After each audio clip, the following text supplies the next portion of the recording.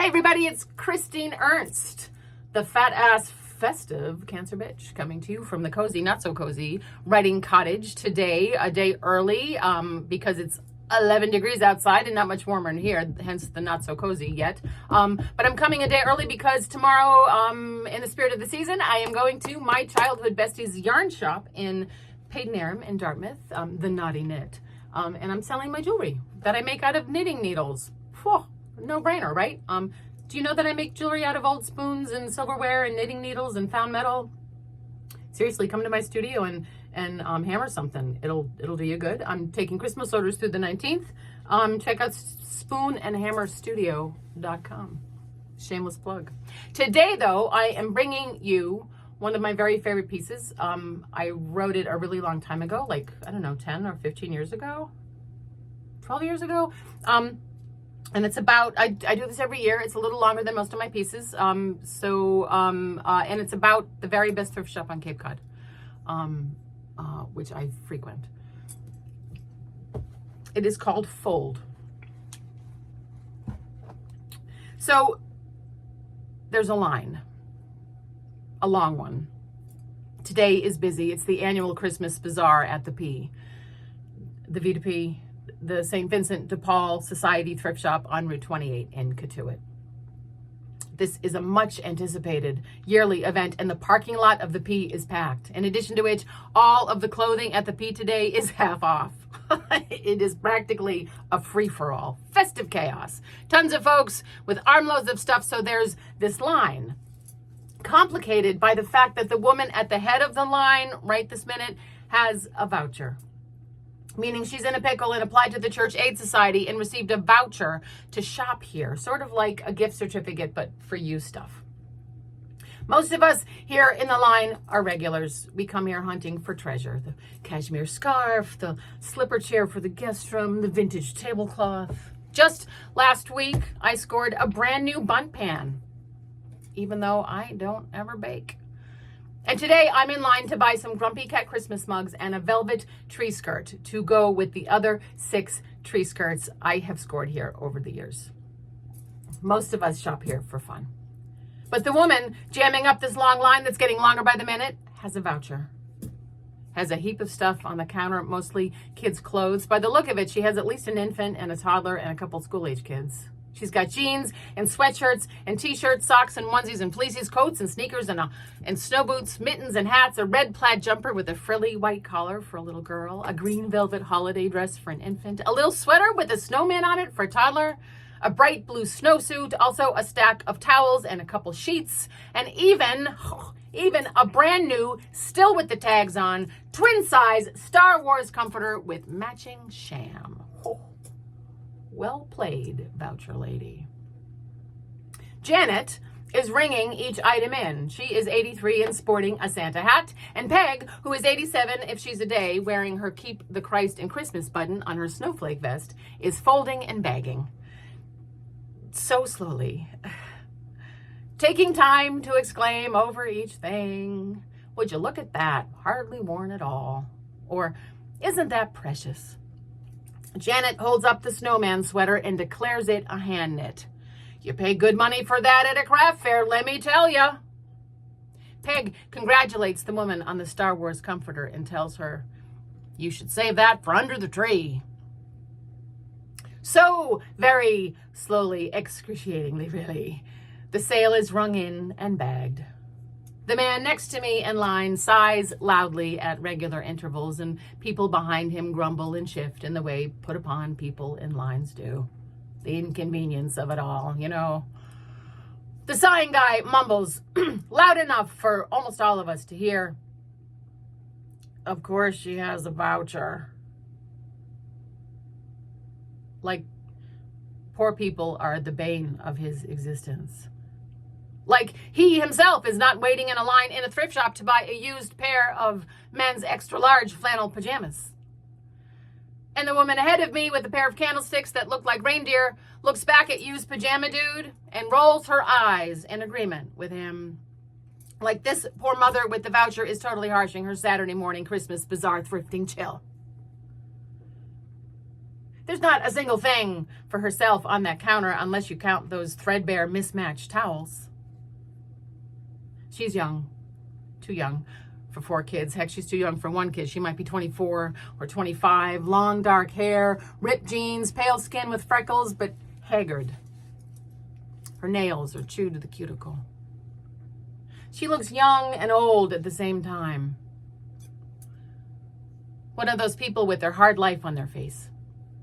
In their posture, she is anxious, aware of the impatient line behind her, aware of her voucher, but Peg and Janet are in no rush. If anything, they slow down, folding everything just so, as if they know that no one takes time for this woman. All the kids' clothes are lovingly stowed in a Gap shopping bag. All the linens go into a Williams-Sonoma holiday tote with rope handles. It's like the best bag Peg and Janet have in their whole collection behind the counter. Like they've been saving it up all year for this one special customer. The comforter goes into an oversized Christmas gift bag like it's a big present. Peg and Janet pamper this woman in a way that only old Catholic thrift shop ladies know how. Like they are packing her trousseau, her hope chest. Now they mutter over the total, checking and rechecking the number. So if you have a voucher, you want to use it to the penny at the P because there is no cash back on a voucher. And if it's over, it's a good bet that the person holding the voucher can't cover the difference in cash and the V to P does not take a check.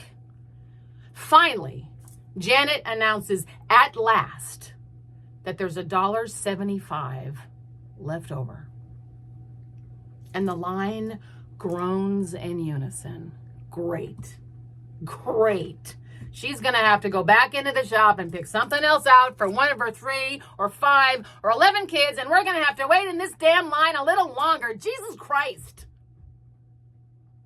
But Peg says, I know just the thing. And she bustles out from behind the counter and out into the shop. For 87, she's pretty fast. She returns in a flash, triumphant, with a dress. Like a bridesmaid's dress from 1987. A gown, really, impractical. But the color is so beautiful. It's a deep, pinky, rosy red. This color is perfect for you, Peg says. And she holds it up to the woman. And it is indeed perfect. The line almost gasps. Her skin, her coloring, this dress transforms her. Peg says, you would be so lovely in this. Like Peg is fairy godmother, and tonight is the ball. Everyone in line holds their breath. Peg tears the $10 ticket off the sleeve and slides it into her pocket. She gives Janet an even look. She says, that's $1.75, Janet. Janet nods knowingly. They are like the nuns in The Sound of Music at the end when they take the distributor cap out of the Nazi's car. Janet repeats, $1.75. And she punches the numbers in. Then Peg folds the dress and the line is mesmerized. 1, because it's a lesson in the dying art of ball gown folding. And 2, because it is an act of sublime tenderness. Peg cannot reach across the counter and touch this woman, this total stranger. She can't stroke her hair, press her hand to her cheek.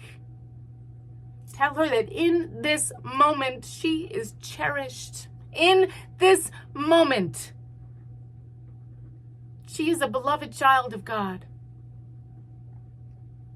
But she can fold this lovely dress, so gently tucking the crinoline, folding the bow, smoothing the sleeves. She folds this dress like a sacrament. Like Jesus washing the feet of his disciples, you know? There's a change in the line now.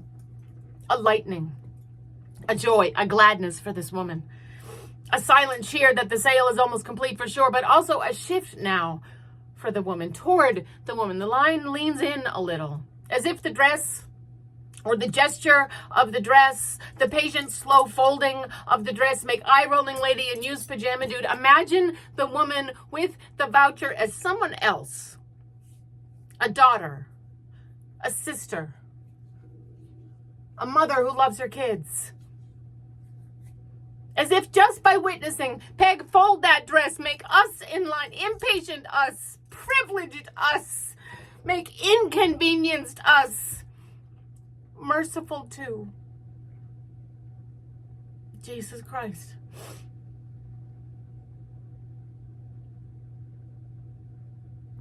Janet and Peg finish the sale, and they're all business again. They sign off on the voucher and hand over the bags. The woman thanks them sheepishly and starts to leave, avoiding eye contact with us in line. Peg calls after her, "Don't forget your Star Wars comforter. That's a prize." And she leans over the counter with the last tote, the one that looks like a big Christmas present. Peg makes a joke. "May the force be with you."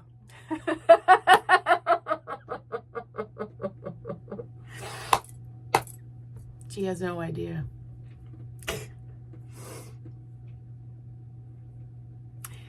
Dear folks, good people,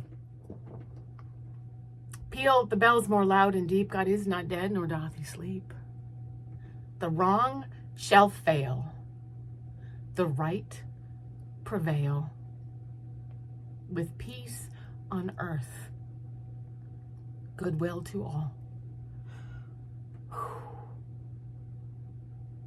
May the force be with us all this season. Oh, all right. Thanks for listening. You should go to the P. It's open Wednesday, Thursday, Saturday. Tuesday, Wednesday, Thursday. Tuesday, Wednesday, Thursday, Saturday. Totally worth it. Have a wonderful weekend. Maybe come to Paid Aram and buy some jewelry made out of knitting needles or some wool to knit a sweater. Thanks so much. I'll see you next week on the regular day, on Saturday, on the 13th. Bye. Oh, you're beloved. Come as you are. Come as you are. Find delight today.